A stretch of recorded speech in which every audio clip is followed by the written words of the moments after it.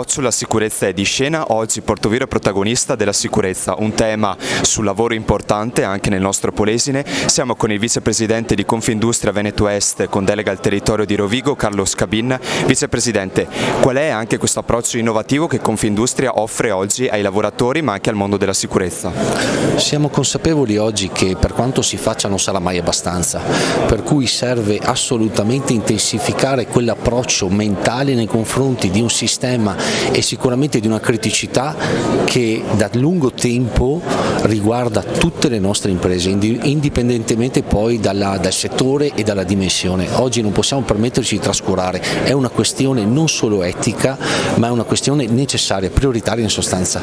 Siamo con Massimo Barbin di Confindustria Veneto Est, oggi a Portoviro un evento importante ma anche innovativo per quanto riguarda la sicurezza sul lavoro. Di cosa si tratta? Di sicurezza se ne parla tutti i giorni, ci sono tante regole che la disciplinano. Purtroppo però i fenomeni degli infortuni continuano ad esserci, nonostante la tensione sia sempre alta. Purtroppo le abitudini, la troppa confidenza con il mondo del lavoro porta ad avere ovviamente quello che quotidianamente consuntiviamo con incidenti e infortuni.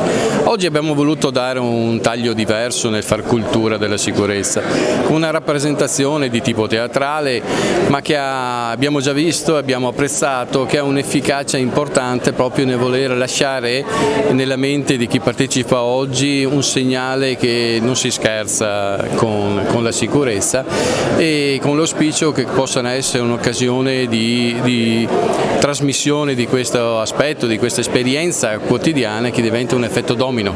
Quindi chi oggi che saranno studenti, imprenditori, rappresentanti istituzionali, ognuno che torna a casa con un pensiero in più e di dire ho appreso un qualcosa e vorrei trasferirlo a chi a fianco a me quotidianamente opera.